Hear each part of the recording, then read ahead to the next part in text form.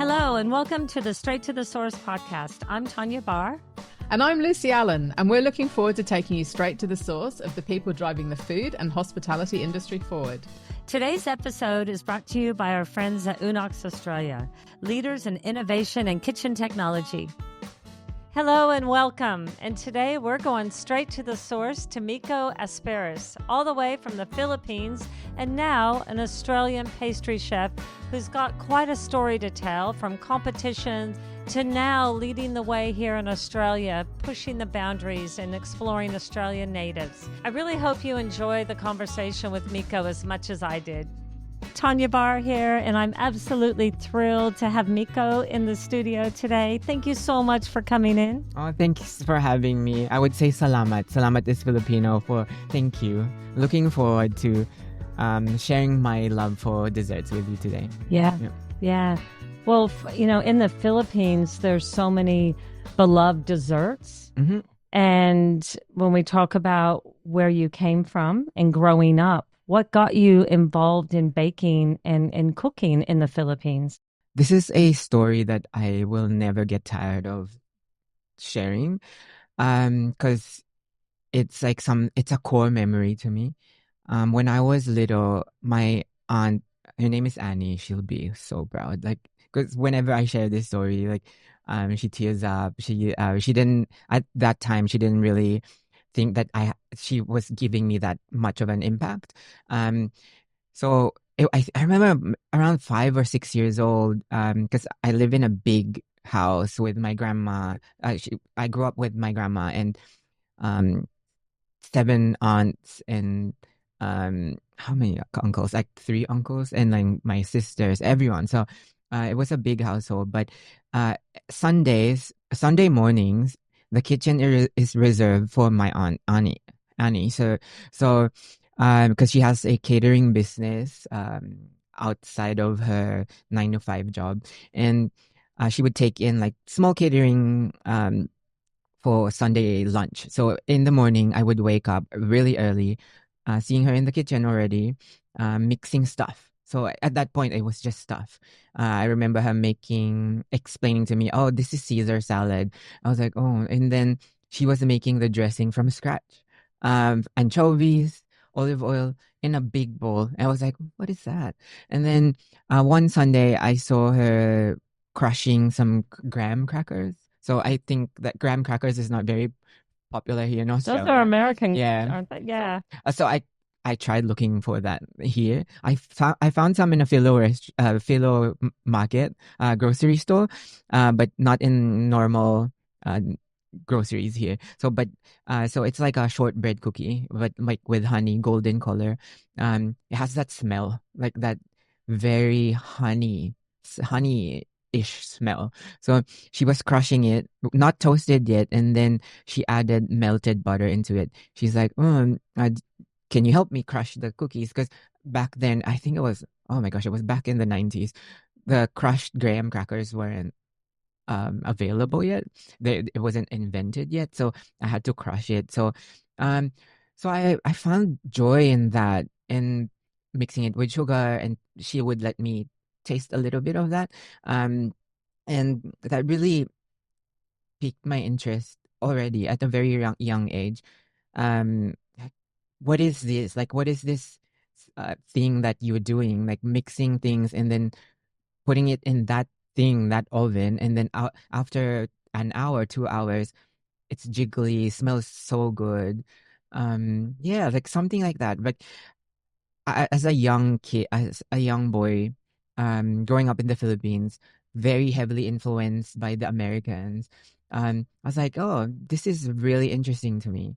And then I started applying those techniques to everything that I did. Like, so I would come home from school, I would have like those red hot dogs, those little red delicious hot dogs. I would coat it in some sort of batter, because I thought like any batter is it would work. So imagine tempura hot dogs. Mm-hmm. At 6 years old, I was like, it tasted like, it was awful, but I was like, oh, there's a extra layer of crunch. So I guess like I really fell in love with that process not necessarily cooking yet, but it was just discovering and um, just that's fantasy. So yeah. So let me ask you, you said your aunt, you reserved the kitchen for herself and Mm. everyone stayed out. Once she let you in, were you allowed to keep coming in? Yeah, only like because I had like cousins would visit every like weekends. Like they not necessarily live in that same household, but they would visit. But only myself like was allowed to go in. So I'm not going like just to hang out or like help out. So my older sister tried, but it wasn't her thing. So yeah, she was like, no. She was more on like interior design. So yeah. So that in your from your memories perspective, that's where it all like a turning point. That was like an epiphany where I'm really enjoying this experience, and it sounds to me that it ticked all the sensory boxes because it was tactile. You could smell it, you Mhm. could taste it, and you could see how much love your aunt was putting into Yeah, it. absolutely. Definitely that was one of my biggest turning points. There were a lot, but this one I would say it was like it's embedded in my head. Like I can still remember how the house was arranged because of that certain memory. It no longer looks like that, but that at that time I remember I was positioned a certain way in that space. So let's fast forward a bit. Mhm. How did your pathway develop into becoming one of the top pastry chefs in the Philippines? I guess like oh shucks, like 'cause it's been like it's this is my 17th year, turning 18th year in the industry. Um, I've gone through a lot of challenges and I've exposed myself to many different opportunities. So, because I would always say opportunities are for everybody, like it is offered to everyone, to all of us, but not everyone would grab it. Not everyone would have the guts or the confidence or the interest.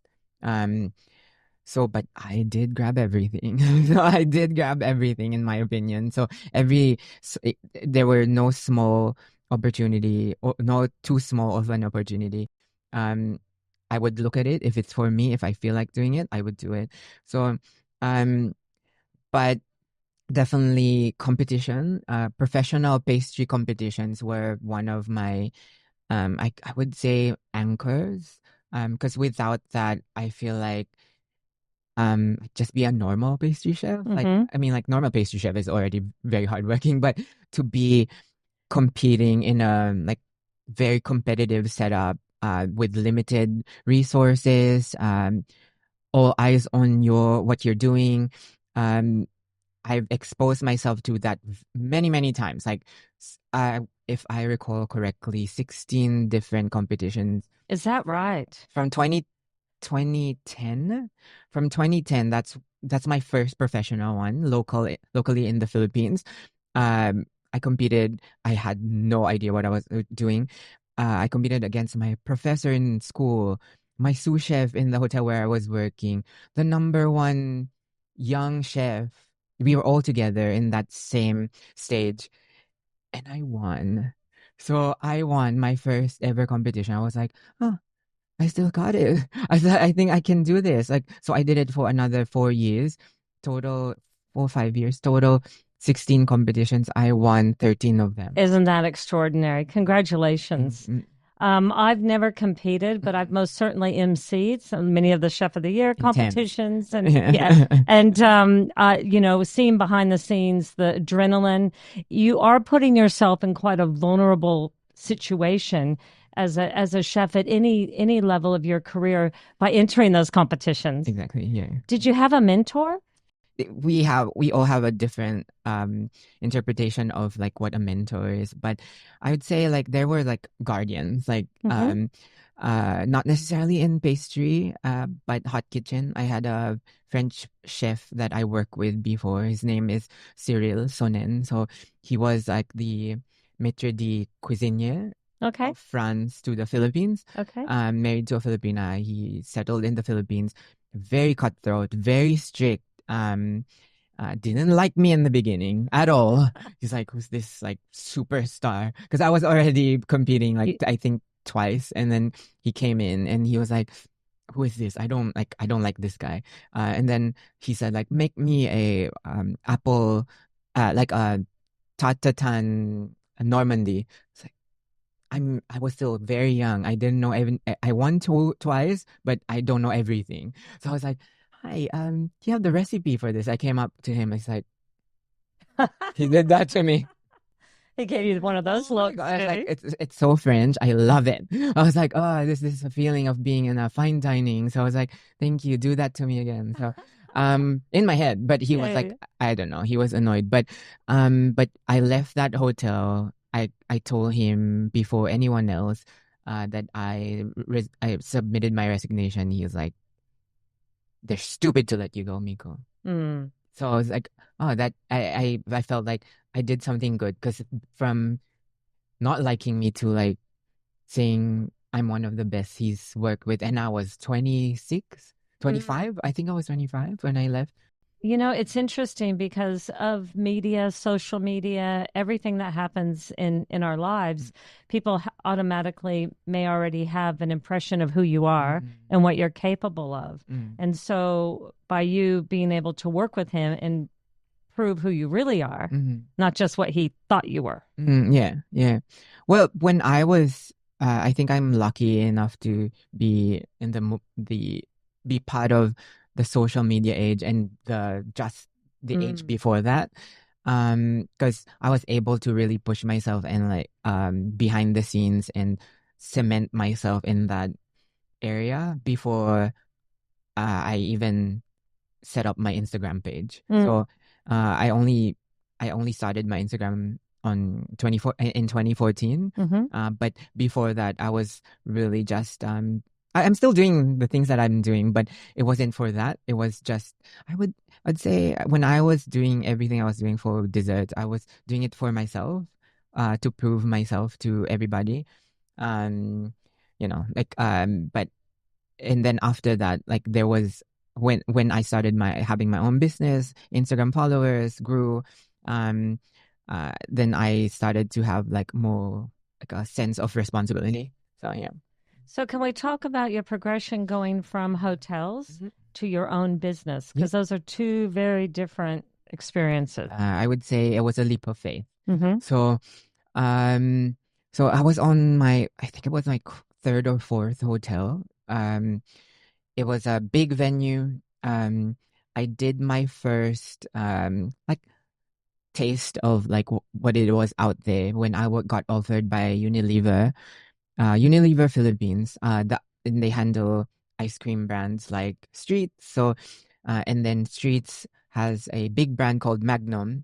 So this was 2013, I believe. So they Unilever Philippines approached me to be part of one of their biggest projects, which was Magnum Cafe. So they were opening Magnum Cafe. It was a PR marketing. The main purpose of it was to promote Magnum. It wasn't really to make money. Or we were presented with a naked one, like we call it naked Magnum. It wasn't no chocolate, no coating, no nothing. Yeah. And they were like, do whatever you want with it. I was like, there's 3 different flavors: the milk, the white, which is vanilla, dark chocolate, and I think it was a hazelnut one. So, and then I had this amazing amount of ingredients in front of me. Not just the things that I see every day from the hotel, but these are industrial grade, industrial portion produced ingredients, and they were all available for me to use. So I was like, oh, okay. And then I said, like, I want to do plated desserts with, like, because it was my forte. At that time, that was the thing that I really loved to do. I was competing. I won, I think it was 7 out of the 16. Were focused on plated desserts. So I was like, okay. So I was privileged enough that they loved and supported what I was doing. And then we finally opened the shop. It was a 80 to 100 seater restaurant. with a beautiful bar. You can choose your toppings. Even the toppings I chose, pop rocks, from pop rocks to cereals. Any graham crackers? No, but there was a strawberry cheesecake plated Okay. dessert with Okay. graham crunch, like a Right. crumble. I couldn't stop at just the chopped, like pounded ones. Yeah. I made sure I put it together, toasted it in the oven with butter, sugar, and crisp it up like a crumble. So Crumble like a topping. crumble, yeah, Yeah. like a Yum. streusel. So Mhm. I was like, yay. So from pop rocks to nerds, the Yeah. nerds candies, so Yeah. like tiny sour Mhm. stuff, to more Filipino ones, chicharron. So chicharron's like the pork skin with chili, so Okay. chili and lime. So Yeah. um So you have that sweet, salt, spicy chili. yeah, and Okay. it's perfect with dark chocolate, and Yes, it everyone would. loved it. It was like our number one topping. It didn't stop there. So Malaysia Unilever took notice of that, and they like, we want to bring you to Malaysia. So we opened we opened three in Kuala Lumpur. Um, and then Singapore noticed, but it was a smaller one, a kiosk. So we opened in Singapore. Where else? My question to you, Miko, is who's the audience? Who was the audience for these desserts from, the Philippines to KL to Singapore? Were they Western tourists? Were they the locals? It's I'm still like in awe of that experience because of the main thing was I didn't know there were a lot of people that appreciate dessert that much, Mm-hmm. especially in the Philippines. Because in the Philippines, dessert pastries, breads are normally seen as like it's an afterthought. Yeah. So because it's not like like you'd rather have like crispy pork chicken, crispy pork and chicken, or like vegetable instead of like plated dessert. What is plated dessert? And then um it just to see those people coming into the restaurant, Filipinos, locals, a little bit of foreigners, Westerners, but to see them come into the restaurant and just order, I want that plated dessert.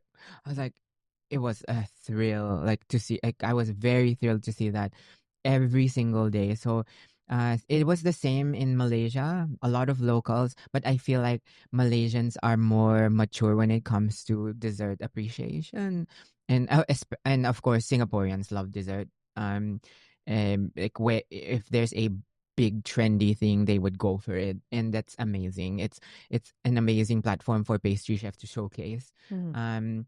So yeah, so the audience were definitely mixed, and but a lot of, I would say, a lot of people, because of that specific experience, they develop a liking for desserts.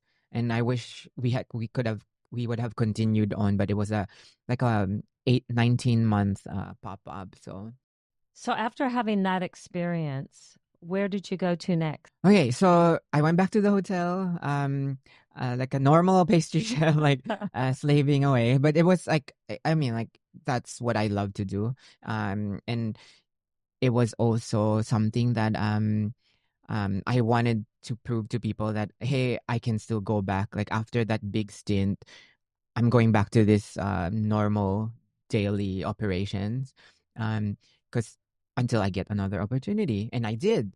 So I think it was like not even a year after the pop up. Oh, no, no, no. Sorry. The pop up was still going on, but I was also I had my normal job at the hotel. So it wasn't full time in Magnum. I was still working in as a chef de partie in a hotel, but it felt weird, but also at the same time humbling. Mm-hmm. And then after like 3 months after we opened the pop up, someone called me up and asked if I'm open to do more consultancy job, or to even open my own business with this new partner.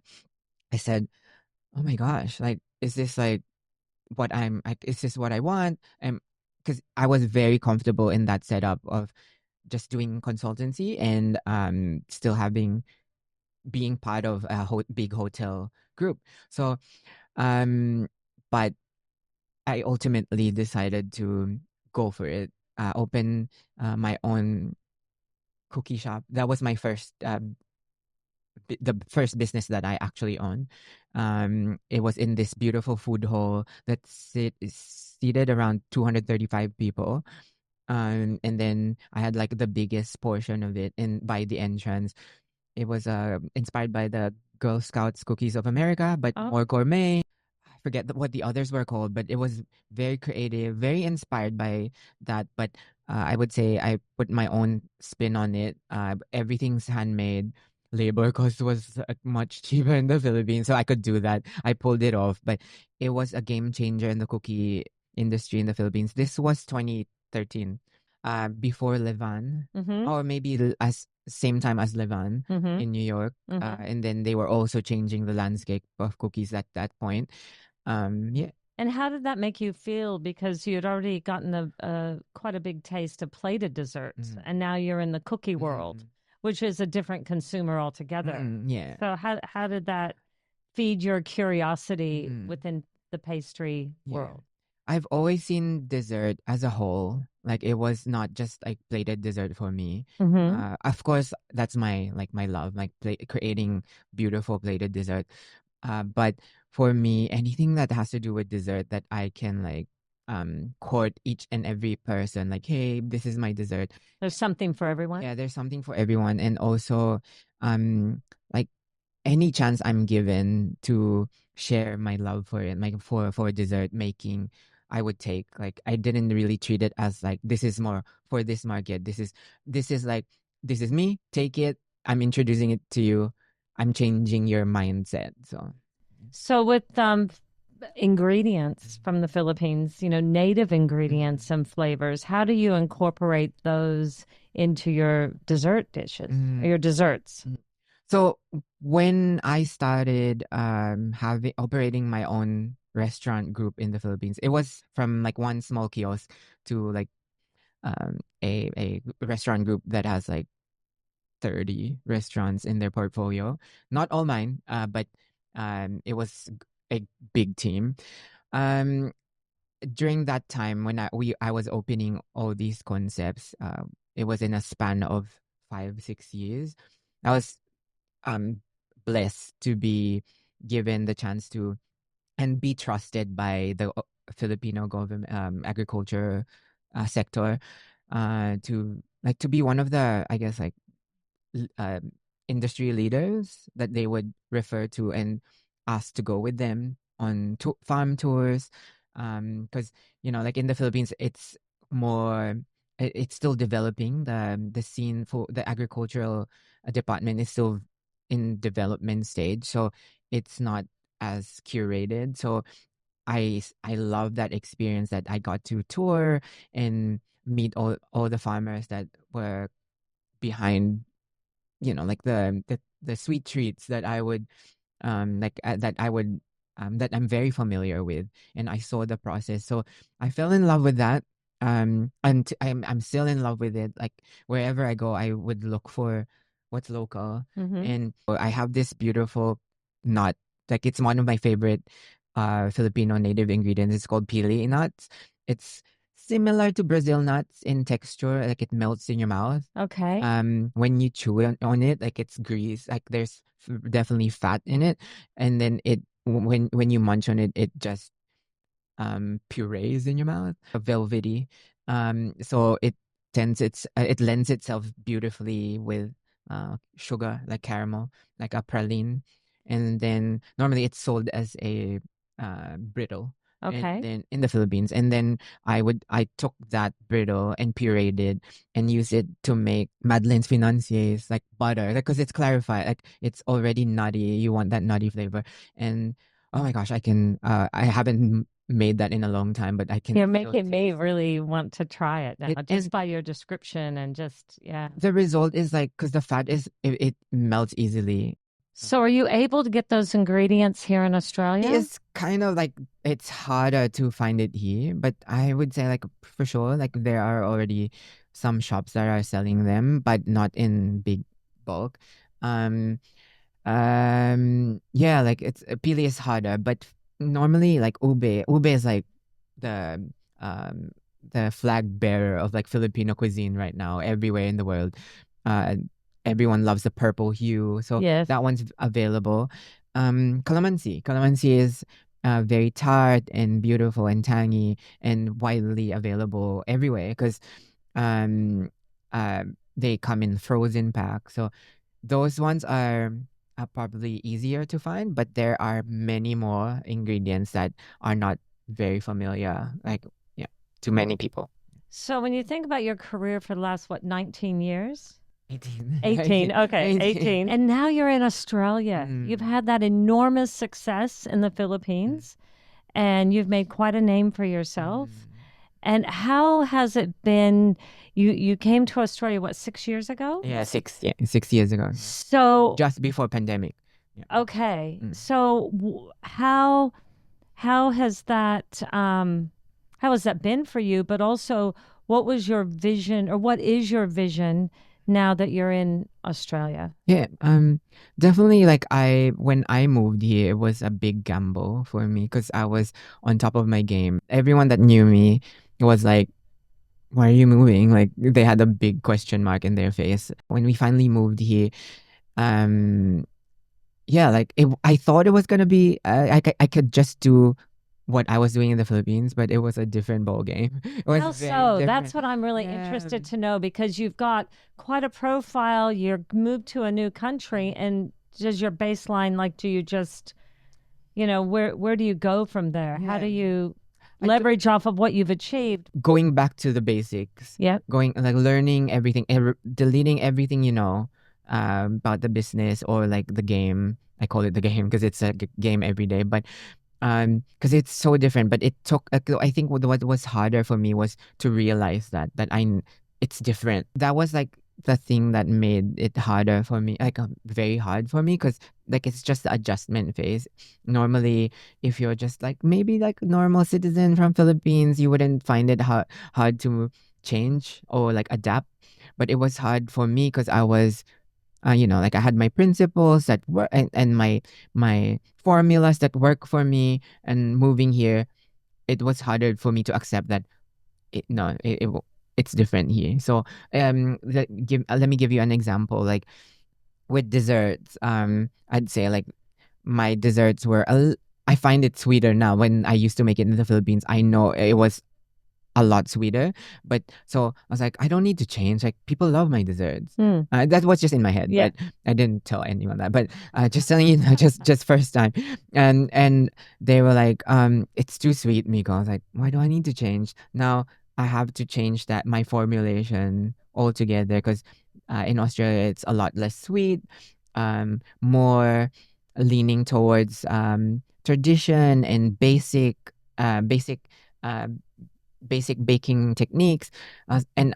And coming here, I was like very creative. I was the most creative. So I guess like those times were very hard for me, like to adjust to but like I'm well adjusted now. I love what I do now. So, yeah. When we were first talking, you were saying you always, challenges, you took on challenges and you took opportunities when they came. And this to me sounds like it was just another one of those where it was hard, but you made that, you made that, you took on that challenge head on. Yeah, definitely. But, but being in a competition setup definitely made me like more stable and strong. But having to experience it like in practical, like day-to-day life is very different, I would say.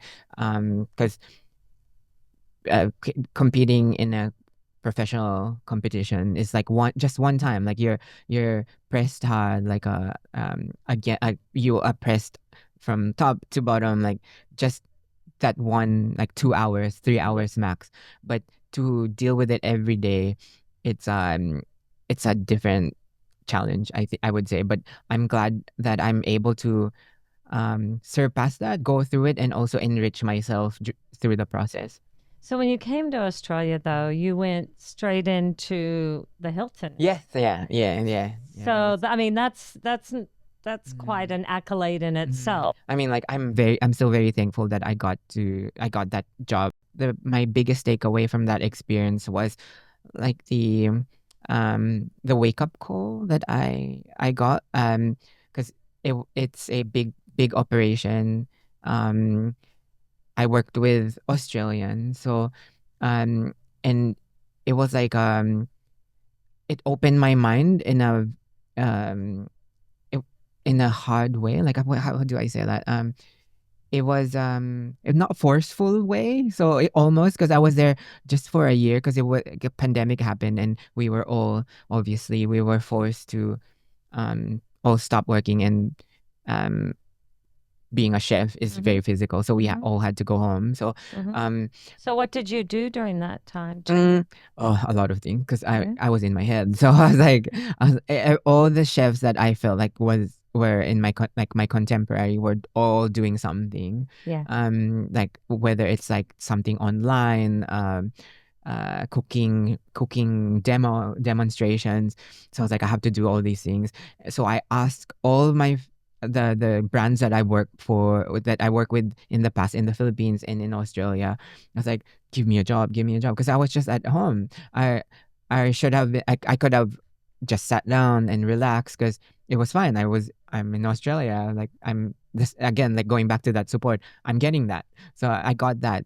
But I didn't. I was. My competitiveness. My competitive nature really came out, and lucky enough, like lucky, or can I say lucky? But everyone that I message on whatever platform, they all responded to me with a job. Like, and it was tough, because I had to film like this. Like I had the setup, and we were just doing it very what's the term for that, amateur, like we had like a very amateur setup, but I guess like Are during you that saying time, our setup's amateur? no, this one's like we had a camera, but we started with a camera phone, but we, like everyone started doing better and better, and we thought it was just like the lockdown was just for 6 months, and it lasted longer. So we had to offer better resolution. And so, but I was pretty blessed. So I nonstop work, my brain was working the entire time. Yeah. So Miko, what is happening now? Like you've had 6 years in Australia, and now, well, where is life taking you now? Yeah, so I would say I've entered the most exciting era of my career. So here in Australia specifically. So I'm introducing my first cafe next year. Um as early, hopefully it all works out. Like we get to open January. It's pretty exciting. It's my first it's not my first, it's my second cafe, but this one's more fully realized, I would say. With hot food, savory, and of course pastries. And I'm even more excited to introduce my first gelato brand called Yuca, from the word eucalyptus. So already that explains a lot about the gelato brand. It's we are going to work a lot with um, Australian native ingredients, with farmers, just spreading awareness about these beautiful ingredients. Going back to my love for native ingredients, it's because like it's unique to us. It's endemic to Australia. So what more can we ask for? Like this is something that needs to be highlighted for what it is, not just like mixed in. I'm definitely infusing it with different types of milk, syrups, fruit juices, and just bringing out that flavor, putting it forward in a frozen treat form. So a real sense of place, telling that story, that Australian story through your gelato. Now, is this going to be available on a stick? Is it going to be in a cup? Is it going to be a plated dessert? I'm really, really interested to know. Well, I love gelato, and I feel like I make really good gelato. So it's in a form of a gelato, very silky, velvety, creamy, scooped And Okay. there's a lot more that I'm gonna put on there that's gonna it's not like gimmicks. It's more like this is what I want the future for of gelato to be, Mm-hmm. and I just hope everyone supports it. Well, as you know, with Straight to the Source, we support farmers and growers across the country. Yeah, I'm so excited about And that. I'm Yeah. so excited too Yeah. that you're doing what you're doing. And we thought as something a bit fun today, we would show you a few ingredients from some of our producers, Yeah. and just get your idea. Mm-hmm. Just you haven't seen these. I mean, they've been sitting here, but you haven't Yeah. really paid Yeah, attention, no. have you? So can I show you a Yes, couple? yes, Okay. yeah. Okay, Miko, I've got some Birds of Isle. This is bunya nut rum using the Australian native bunya nut, which is very seasonal, as you know. And Birds of Isle have created this product. Off the top of your head, what do you think you would do with the bunya nut rum? Soak some raisin right Yeah. in it, like because rum raisin is a very classic uh frozen treat, ice cream or gelato flavor. So I think that would lend itself well to that. But also I would say cook it down and turn it into a natural form of syrup sweetener. I don't know if it's sweet already, but um Have a little taste if you want. mm, oh, no, never too early, right? No, it's not too early. And then maybe like a boozy version of something. Okay. A flambéed, because Yeah. that's what the possibilities right now for yuca is just is limitless, because Yeah. it really anchors on my knowledge as a pastry chef, and I have a lot of knowledge, so I'm just excited for that because it's yeah, like putting these products together with my my passion and ingenuity with desserts is something always exciting. It's really interesting because, you know, working with chefs and producers like we have for so many years, and seeing the excitement when you're trying something for the first time, you know, that is can be a secret ingredient, but also a lot of the producers, you know, they're innovating, they're creating these products, and to see chefs really push the boundaries and appreciate what they're Yeah. doing is just gold. Yeah. I mean, like, I've definitely seen a lot of chefs all over the world support this cause, and also like I guess like just to make sure that the cycle is keeps on rolling. Yeah. And I really I've told Wendy, my manager, so I've told her that my goal is to be able to be part of it and just continue that process. I don't want to keep silent. I just want to say hey, we're here, let's do this, let's continue doing this, because if not, like, people would get bored and like forget. So Yeah. yeah, I just want to make a memorable mark on our in our industry. Yeah, so Well, what advice would you give a young chef or an older chef that's just going in the industry, yeah. you know, that wants to pursue their dream? Mm. Well, I would say like like for someone who's just entering, like either way, like if you're young or like you're going into it later in your life, I'd say, mm, if you really want to be a chef or like to be part of the food industry, you have to be prepared. It's not the most financially gratifying thing to do, but it's the most emotionally and creatively gratifying thing. So um you just have to know which one's your priority, Yeah. because you will get tired, and Yeah. when you get tired you lose your interest.